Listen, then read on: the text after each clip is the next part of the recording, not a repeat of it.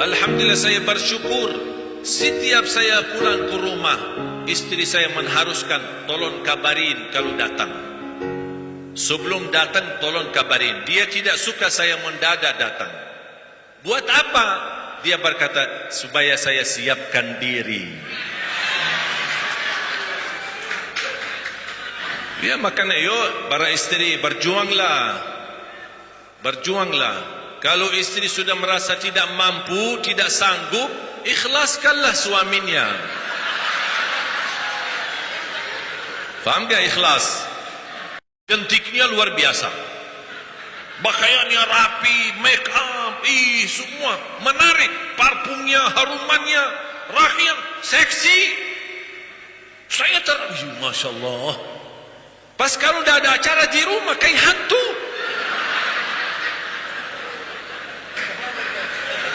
Tidak pernah rapi. Betul gak? Makanya Bu, jangan pas di saat ada acara suka rapi. Walaupun tidak ada acara, jangan setiap bapak datang siang hari malah kita sambut dengan bawang putih, bawang, makanan, sayuran. Mau salaman, mandi dulu, ganti baju dulu, biar sambut bapak dengan harumannya. Masya Allah, ibu cantik sekali. Ibu mau kemana? Tidak kemana-mana Pak, ini untuk buat bapak. Masya Allah. Insya Allah tidak nikah lagi kalau gitu. Betul kan? Makanya ibu jangan membiarkan suami ibu suka cuci mata di luar. Kenapa bapak suka cuci mata di luar? Karena mohon maaf, mata bapak ketika mempandangi ibu tidak memuaskan. Puaskan mata bapak di rumah. Puaskan. Mohon maaf, suami sebelum menggauli istrinya, yang pertama dilihat adalah matanya. Mata lihat, wow. Baru dia pingin bertemu istrinya, mau tidur bersama istrinya. Tapi kalau istrinya bau makanan, bajunya tidak rapi, itu aja yang dipakai selama 1 minggu. Tidak pernah ganti baju. Gimana Bu?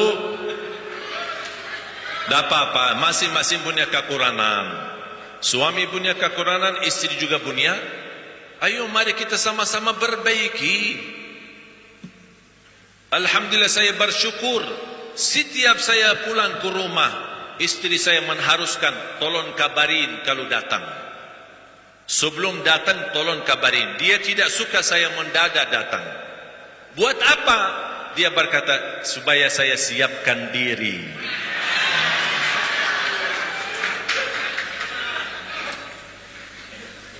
Alhamdulillah. Ya makanya yuk para istri berjuanglah. Berjuanglah. Kalau istri sudah merasa tidak mampu, tidak sanggup, ikhlaskanlah suaminya. Paham gak ikhlas? Ya jadi ibu harus punya pilihan. Tak boleh ibu tidak rapi di rumah, tidak harum, tidak berpakaian enak dan manis, dan tidak boleh suaminya nikah lagi. Protes. Sudah galau di rumah dan tidak boleh nikah lagi. Kalau ibu tidak mau suami nikah lagi, tolong puaskan matanya dan puaskan hatinya supaya dia bisa menjadi taat dan cinta mati kepada ibu. Pas ibu walaupun bapak lagi sibuk di luar, pas ibu telepon, pasti bapak menyambut. Ya sayang, ada apa? Beda sama kalau bapak pas pagi-pagi bangun dimarahin sama istrinya. Bapak, udah di jam segini masih tidur. Pas begitu keluar, ditelepon sama istri. Jangan lupa belanja Pak, banyak kekurangan di rumah Pak. Langsung dimatiin. Kok dimatiin? Mati baterainya. Akhlak yang mulia kunci kebahagiaan dalam rumah tangga. Laki-laki bermulia akhlaknya, istri pula bermulia akhlaknya. InsyaAllah, kalau kita meniru Nabi Muhammad sallallahu alaihi wasallam dalam rumah tangga, pasti akan Allah berikan kebahagiaan, sakinah, mawaddah, warahmah. Bahkan keturunan kita insya-Allah salih-salih.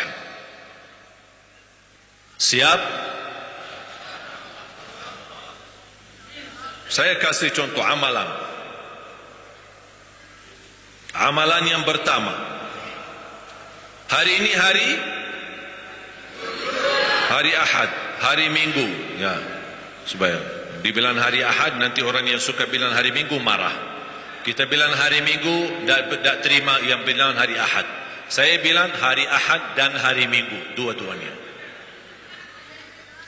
Tak boleh kita ribut, berbedaan. Orang bilang hari Ahad, ya hari Ahad. Ada yang bilang hari Minggu, ya hari Minggu. Ya sama-sama benar.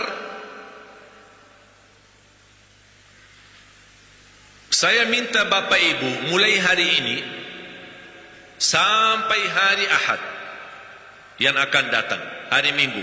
Berarti berapa lama? 1 minggu. Tidak boleh marah. Itu amalan. Tidak boleh marah. Apapun terjadi, jangan marah. Kalau terpaksa marah, terpaksa, sudah tidak kuat, emosi dan tinggi, panas.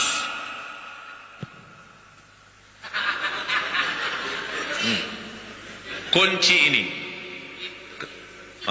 Kenapa? Karena di saat posisi marah, dibuka mulut, pasti yang keluar perkataan yang menyakiti orang lain. Karena tidak bisa orang marah tapi masih berkata baik. Kenapa? Karena di saat marah didampingi syaitan. Makanya diusahakan kalau lagi marah langsung. Bapak pulang ke rumah kemalaman, istrinya marah. Bapak langsung jawab.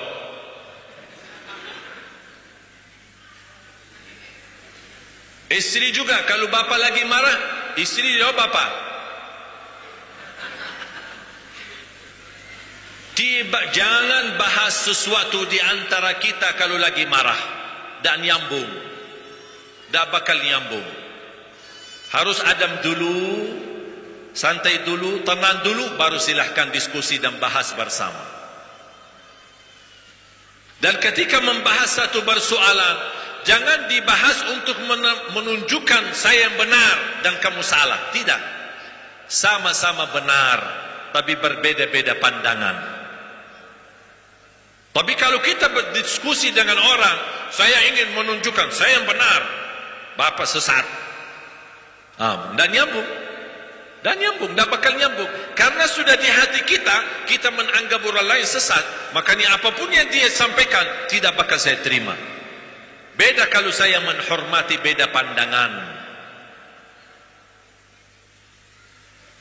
Kira-kira bisa amalkan? Tidak boleh marah selama 1 minggu. Terutama ibu-ibu. Karena ibu-ibu lebih banyak diam di rumah. Kadang-kadang kesal sama anak-anak. Sebentar jatuhin piring, pecah piringnya. Gelas kopi atau gelas teh dipecahin sama anak. Ibu langsung emosi dan marah. Apalagi berkata buruk. Bodohlah, kamu bodoh, kamu dapat perhatikan, kamu bisa jadi ucapan itu bodoh. Allah kabulkan perkataan yang menjadi doa dan anaknya bodoh selama-lamanya. Nauzubillah min dzalik. Hati-hati. Ya Bu, ibu setiap marah mau cupitan lagi. Sabar, jangan marah. Emosi boleh, tapi belajar menahan emosinya. Jangan sampai jadi keluar ke mulut. Ada seorang bapa datang sambil nangis-nangis. Saya marah sama istri saya, berantem di rumah. Dia marah, saya marah, dia marah, saya marah, berantem sama-sama suara tinggi. Akhirnya saya jatuhkan talak sama istri saya, tapi saya tidak sadar. Saya bilang, subhanallah, Bapa tidak sadar tapi masih ingat.